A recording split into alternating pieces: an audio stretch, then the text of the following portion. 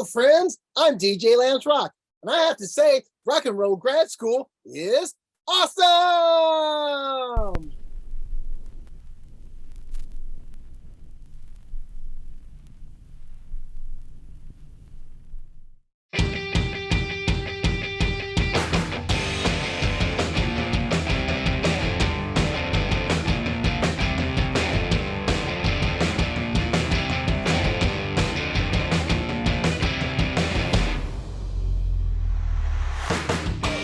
This is Rock and Roll Grad School with your hosts Heidi Hedquist and Luke Poling.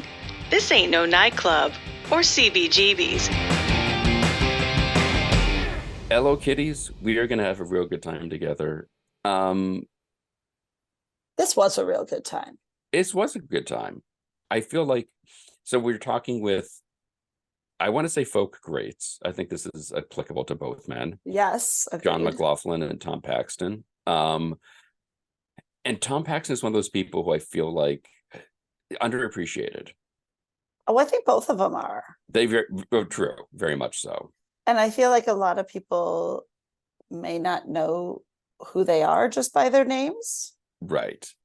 Although they should, and many people will, but yes, many won't. So it's definitely worthy of getting to know them and their friends and what they've done and how they've changed the musical landscape.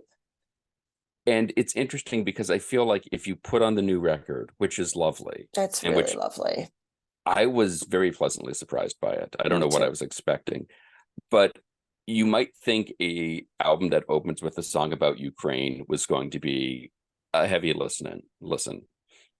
It is not that. It goes all over the place. And even the conversation with them goes all over the place emotionally and subject matter. And it's a lovely conversation. And in some ways does feel like their Monday afternoon writing sessions. Yeah, which, exactly. Can you imagine those guys like with somebody not sitting there listening in? Oh my God. The offhand remarks, the comments, the back and forth of a multi-decade relationship. Yes. Be so fun. Yeah. Sort of like us complaining about everybody once we shut off the... Of course. Yes, clearly. No, but it was really good. And they were delightful. And I would spend time lurking in the corner listening to them any day. Yeah. Is there music news we should be talking about? I'm trying to figure out if there was anything that I've seen that... Is there? I don't know. No, because I don't want to talk about Britney. It's very sad. It is. I don't know if you saw our friend Paul Stanley said that Peter Criss and Ace will not be attending the final dates of the Kiss performance in New York. Well, that's no surprise. I guess he put it out there and like very much was like, no, this isn't happening. Whereas Gene is a little more like, maybe if you want to buy a ticket, you can find out. Well, that's because they're going to come back to Detroit one more time. You think? They'll be there. You think they're coming back to Detroit Rock City? I do. Do you have any inside knowledge? No, I wish I did. DLR, Diamond Dave didn't slip you something? No. In that wrapper they put around the sugar cone when they give it to you? No. Okay. That was several years ago. They were on their other last tour at that point, I think. I know, but if anyone's going to have an in. It's going to be me. Sure, by extension. Right. The other thing I would point you to that I haven't pointed you to yet, Kate Blanchett and Sparks just released a little video on YouTube of her giving them the highlights of Australia, where they will be playing shortly. Love it. They're going to be in Adelaide. It's killing me. Is your mom going to be going? No, she won't be there yet. When is she heading to the land down under? February. Or Manchunder? Is that right? Yeah. Can't you hear that thunder? You better run. You better take cover. Mm-hmm. Well, sometimes you kick, sometimes you get kicked. True. But it's what you need. Indeed it is. Yes, it is. The devil's inside. The devil inside. Mm-hmm. You're making me feel like a suicide blonde. All these problems, all these fears disappear. Listen Like Thieves. Elegantly Wasted. The best one ever. The best. I still regret. I think I didn't buy at the Hard Rock Hotel. So busy buying everything that was branded with my initials. Right. You didn't get the white Elegantly Wasted tank top. To this day, I miss it. Because I wouldn't really I probably would wear it still. I probably wouldn't. I would. I would wear it. I'd wear it all the time. But back then I would have worn it and lived it. Right. Well, sure. You got the notion. You got the knack. You're headed for the top. And you never look back. And I guess to start, we need to begin with some emotional honesty. I am very sorry to hear about the Braves. I grew up a Red Sox fan. I'm still a Red Sox fan. I have been transplanted to Philadelphia, so I am surrounded by nothing but Phillies fans. So I need to rave the banner. Yet, if I'm ever seen in Phillies red, somebody please smack me. Do you think the announcers use the term slurve to describe this slider curveball way too much in the broadcast, or is that just me? Well, there wasn't a sweeper before this year either.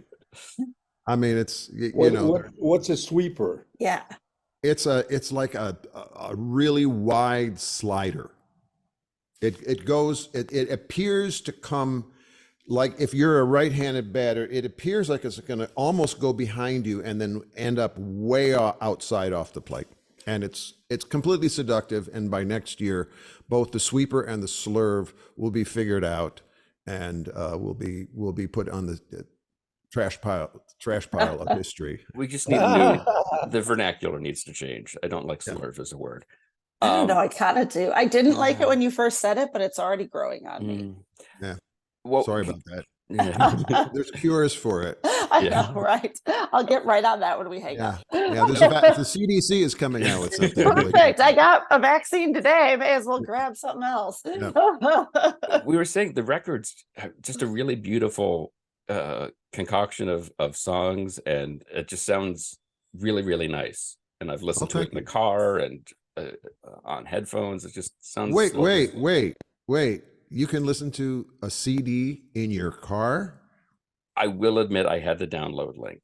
Okay. I can. I have that ability. Whoa.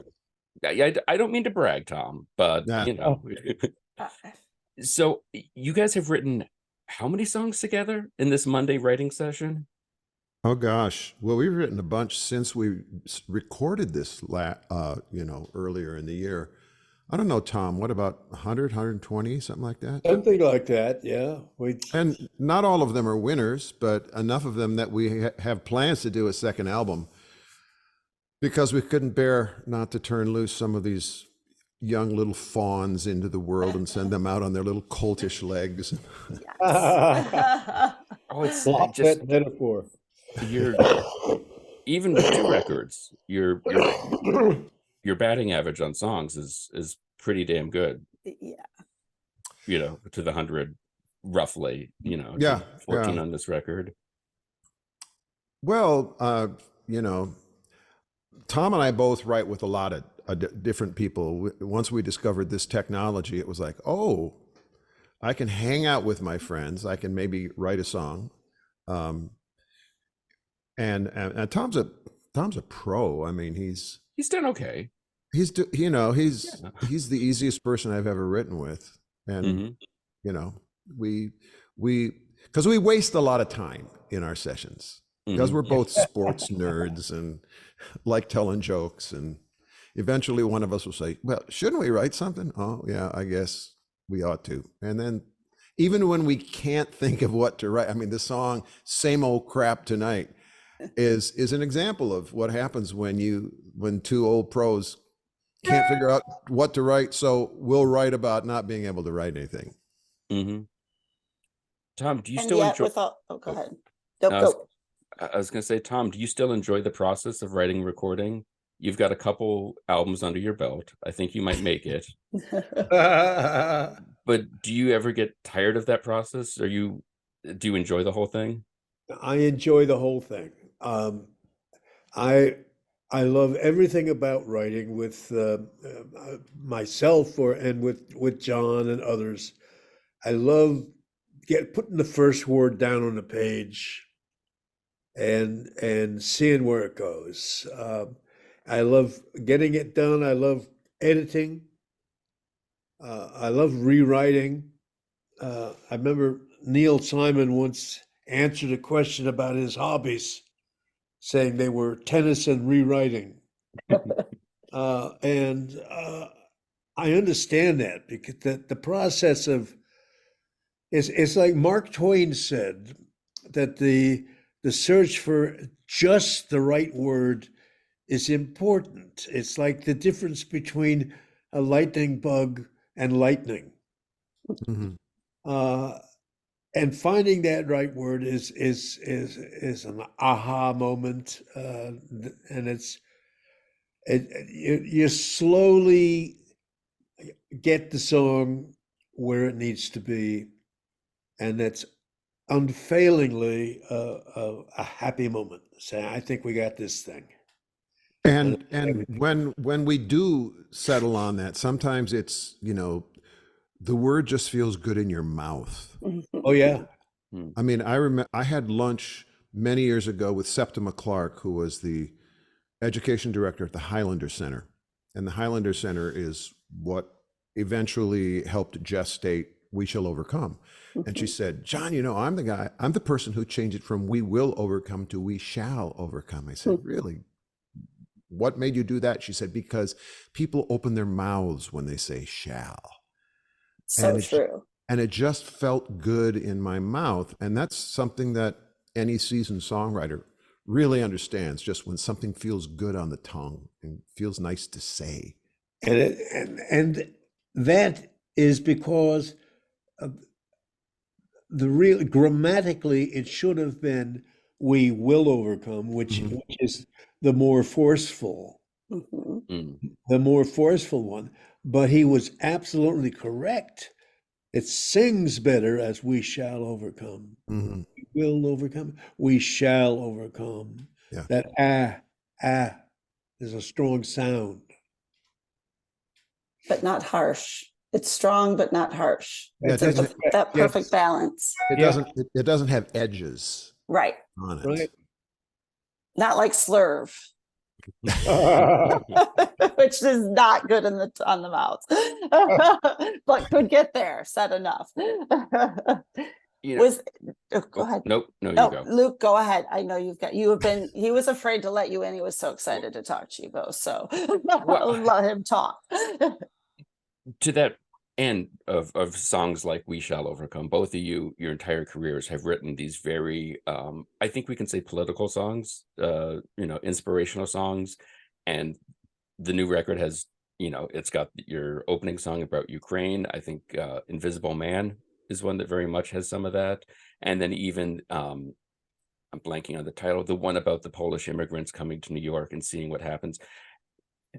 Given the length of time that you've been writing songs, especially protest songs, trying to change listeners' minds, do you get tired of it? Do you still feel like the song as a medium can really move people to change? Yes, I do. Mm-hmm. Me too. Well, because what really changes people is when their heart changes. I mean, we recently had the 60th anniversary of the March on Washington. You can actually watch the entire thing on YouTube. And the thing that is interesting about it, that so many, modern political movements fail to recognize, is there was about equal amounts music and speaking in that. And I remember watching it as an 11-year-old kid, and what really moved me, I mean, I guess I heard the I Have a Dream speech. I don't remember, but I remember everybody, 250,000 people singing, If I Had a Hammer and We Shall Overcome. And I was moved by that. I feel like and I love all the art forms, but I feel like no art form can do it like music. I don't know if you agree or disagree with that, but I just feel universally that music is the biggest unifier of them all and the easiest in some ways for people to latch on to enough to get it in their soul and repeat it through singing along or humming or whatever it might be. You know, I've never told this story before, but John, you brought it to my mind when you talked about people change when their heart is touched. I was a student at the University of Oklahoma in the late 50s, and I had a friend there who was older than me by 4 or 5 years and was from a prominent family in Norman. And he was against the rising student movement for racial. He was against it. He didn't think, he just couldn't get into that. And then some 20 years later, I came back to Norman and we had a reunion, and he had changed. He was in favor of civil rights entirely. And I said, what changed your mind? He said, I just suddenly realized that they were United States citizens. They were citizens, and they should have what any citizen has. I was very touched by that. Mm. Yeah. Well, and I think one of the things about music is that you can participate in it. Yeah. You know, you see a film, you see a dance, poetry reading, puppetry, all these different forms. But music, you know, you get some kind of earworm. Right. I remember hearing this story again from people at Highlander that it was there that Dr. King first heard "We Shall Overcome," and as he's driving away, he turned to his driver and said, "That's a catchy song." A catchy song? It's a catchy song. Yeah. And you end up, you know, with a lot of songs, you end up singing things that you don't entirely believe. Mm. You know, my favorite verse of that song is "We Are Not Afraid." Yeah. And you say it, and suddenly if you're surrounded by other people who are saying, maybe you're almost convinced of it, but even if you feel frightened, you just, you know, you say things about yourself that you don't often allow yourself to feel. It's really something that music, certainly for me, has done all my life. I mean, look at the phrase, the line in the song "The Fan." Mm-hmm. And when we all sang the Star Spangled Banner, yeah, I knew I was part of the team. I mean, I'm an old lefty, and I've heard all the arguments about our national anthem being a war song and stuff like that. But I tell you, I have to be at a game in time to sing the national anthem, and I choke up every single time. Just this communal experience of us saying, "We are one." And it doesn't happen enough in this life anymore. Yeah. Well said, John. Well said. I love the Star Spangled Banner. And I think I get moved by it every time. Well, I feel like recently in a lot of games that I've seen on TV, they always cut to a manager or a player with literal tears in their eyes while they're singing it. Mm-hmm. And that moment, and I think to your point, John, the idea of a group of people all expressing this unity and almost solidarity in one way or another is overpowering, especially in that larger context with other people. And by the way, it's my leading example of topical songs. People saying that topical songs have no relevance and everything. And I say our national anthem is a topical song about a big battle. Right. And as another poke in the eye to the Brits, they put it to an English drinking song. Yeah. And, you know, "God Save the King" was suddenly my country, 'tis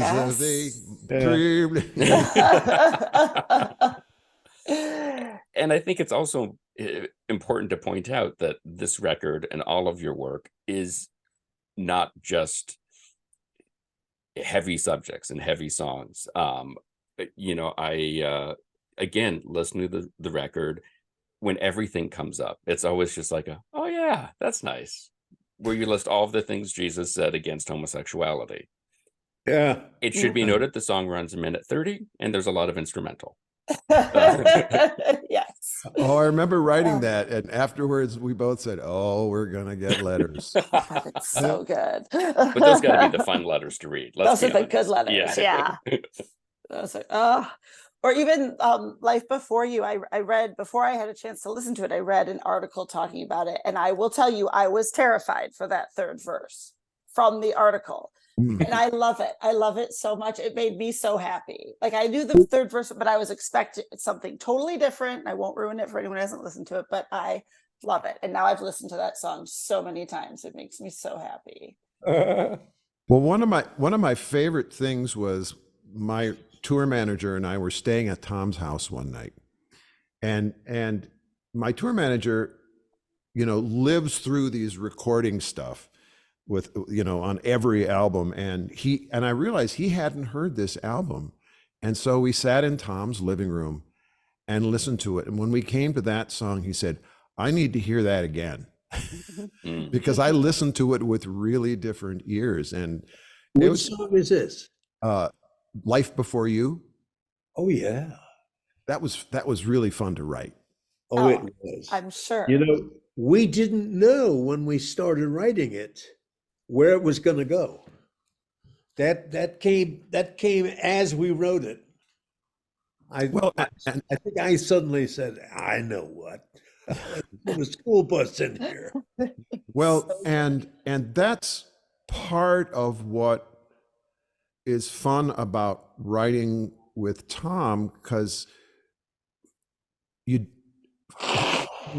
share this sort of sense of surrender to the writing process. You don't have a storyboard. I mean sometimes you do, but most times it's just like, let's write about something and see where it goes. This campfire, Tom had a great melody, and I said, "Oh, that sounds like a cowboy song." And you write those things. I've never written anything like this, so let's do that. And you just sort of turn the page with the listener. It's really fun. How often do these songs surprise you when you're working on them? The chorus of Campfire is one of my favorite things I've ever written. It's right up there with No Goddamn It No. Yeah. Yeah, and it's so satisfying, and it dictated the way we recorded it. Yep. It was like, okay, my guitar sounds too nice. This would not be the kind of guitar I would have at a campfire. Let's have the keyboard player play an accordion. Would you have a fiddle out there? Probably not. You'd have a mandolin. Right. And get a crappy guitar, get Charlie McCoy playing the harmonica. Just create that entire sonic ambience of really being there. Yeah, that was a sweet one. But your question was, how often does what you write surprise you? Do your songs surprise you as you're writing them? You were saying, Tom, you said, "Oh, I know where this one goes." How often do you kind of start blindly and start with a melody and kind of go, oh, wait a second, I didn't think we were going to write something about this today. You know what I mean? Like that you get that enjoyment of hearing the song as much as an audience does, I would think. Or different. I think the key to me is to get something on the page, something down, and react to what's there. What do you think, John? Absolutely, because you want to start with, you want to get to where what Anne Lamott terms the shitty first draft, and it's not. It's not a judgment of the quality of it. It's an exultant. Look at, now we've got something to work with. Yeah. Now we've got the big block of marble. Now let's get rid of everything that isn't the David. Yeah.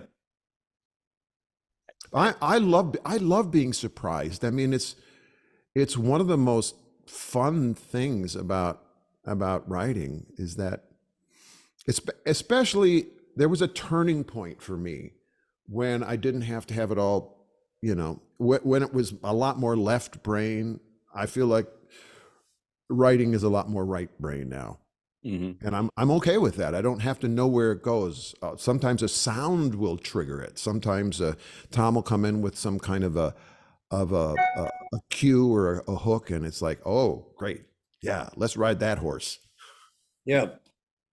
Well, Tom, do you keep a notebook of this stuff? Is this just, if it's good enough to remember, I'll remember it? Or where does this stuff come from for you? How do you dig it up?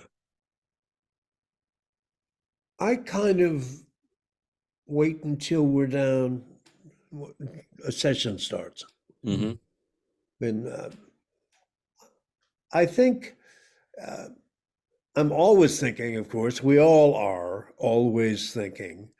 And I'll get ideas, and sometimes I will actually write them down. Other times I'll just say, well, I'll keep this for the session, and then I'll retrieve it. But I'm a big believer in making notes, as the day goes on. If you have an idea, try to write it down somewhere. Because you will forget it. Yeah. You don't have to be 85 years old to forget it. Yeah. I mean, one of the first things in my songwriting workshops and camps is one of the first rules is write it down. Because every single person in every single workshop has had an experience where they wake up in the middle of the night and they have a great idea. And I'll remember that in the morning, and they don't. No, So never. yeah, you get used to, every songwriter I know, this dates it, has left a voicemail on their home phone so that they remember a melody or it can be just a little, the way an adjective and a noun work together.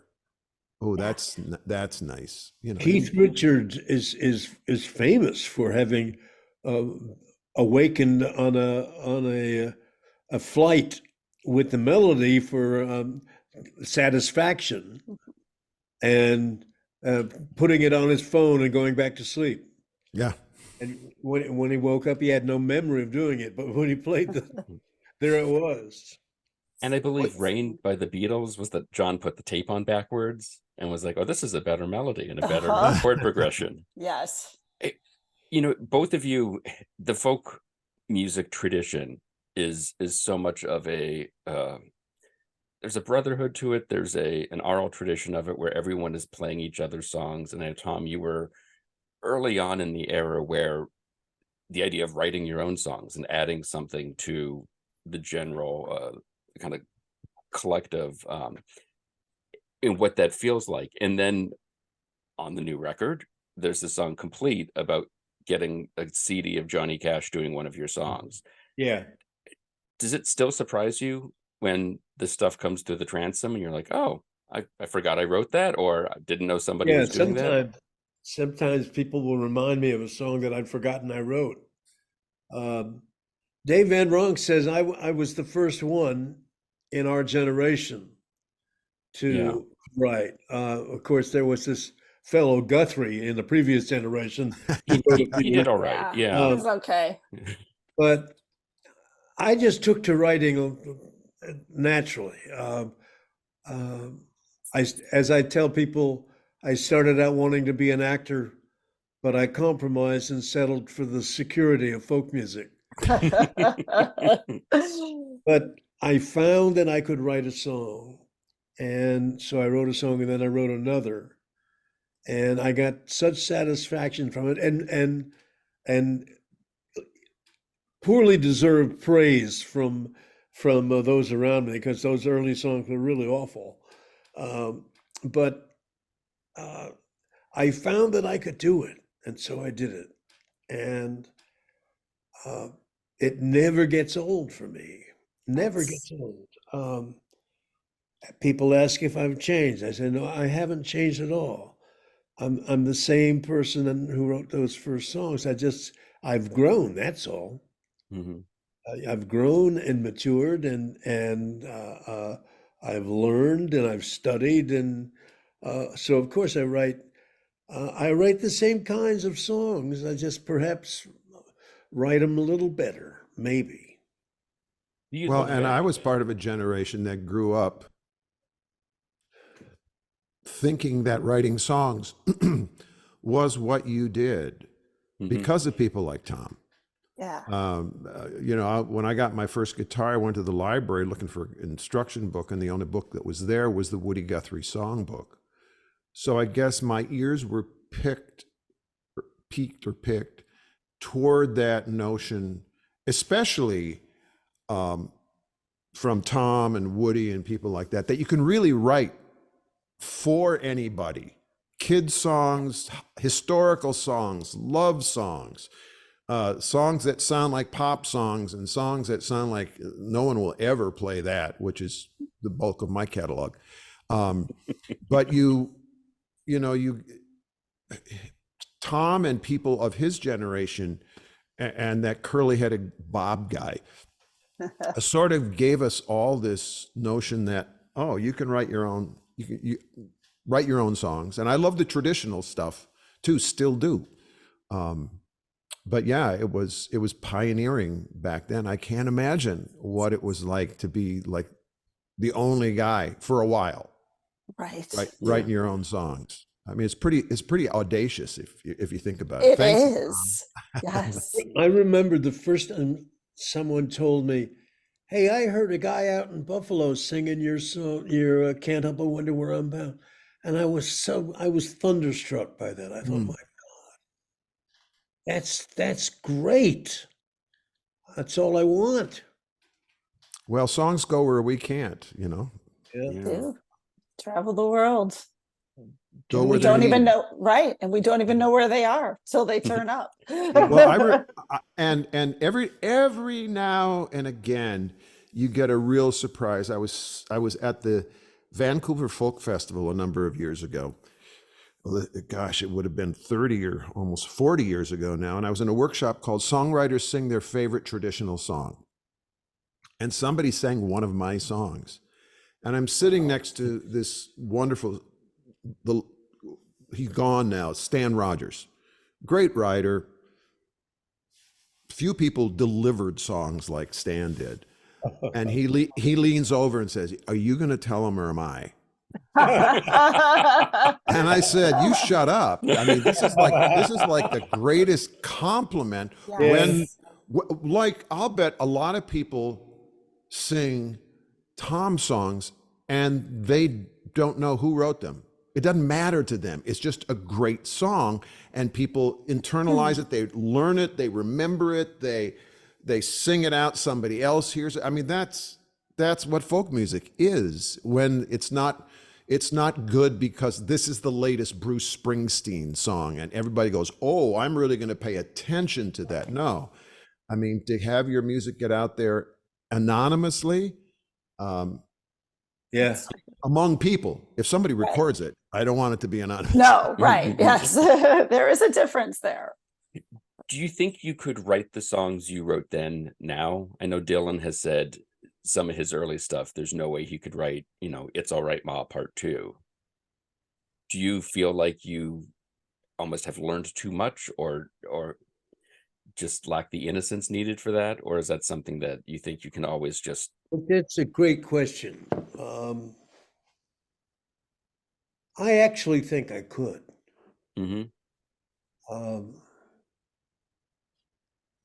A song like Every Time, which no one knows, but it's one of my favorites. I wrote it in 61 or something like that.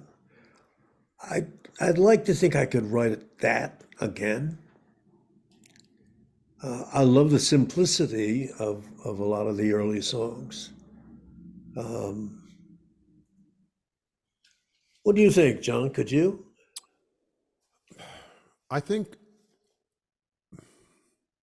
I'd like to think I'm better now, but I don't think art necessarily happens in a linear fashion.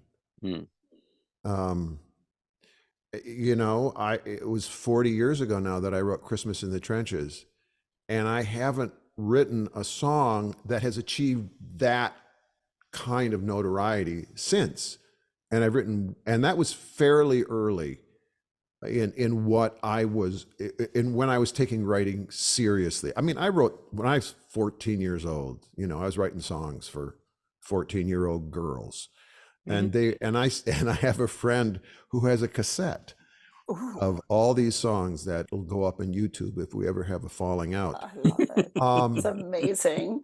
But I mean, look at somebody like Springsteen.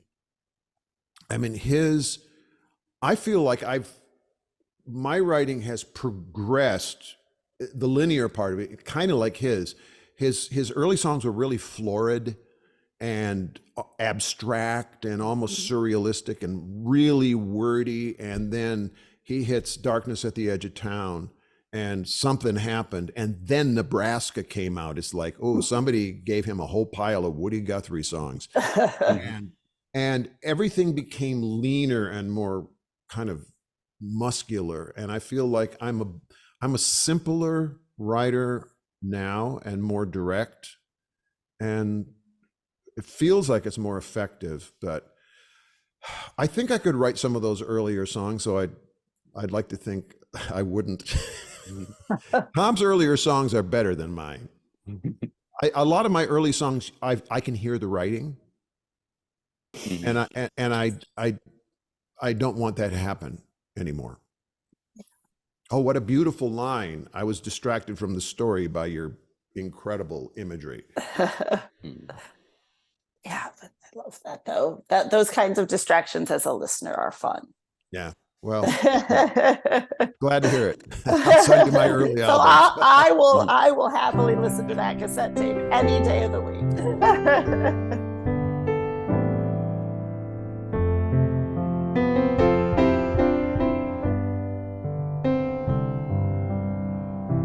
Who'd have thunk it, you and I can't explain it, don't know why. Counting all the years gone by together. Two old lovers in two old chairs, not too fond of flights of stairs. Still we've handled all our cares together. Forever was the vow we made so long ago.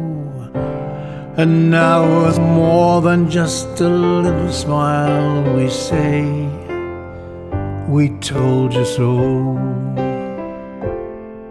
Together by Tom Paxton and John McCutcheon is available right now wherever you get your music, and you should really check it out. For more information, you can find Tom at tompaxton.com. You can find John at folkmusic.com, and they're doing a small number of dates on the East Coast together. You want to see that? Go to their websites for all the information. Will surely be a great night of music. You can check us out on all the various socials. Be sure to visit our website at rockandrollgradschool.com, and don't forget to leave us a review. Today's show is produced by myself and Heidi Hedquist. Our reluctant producers are John Sauvé and Sandy Stone. Our willing producers are Rachel Allen and Randy Jeanette. Our intern is Zach Jackson. This one's for Philippe. Thank you, good night, and may all your favorite bands stay together. We told you so.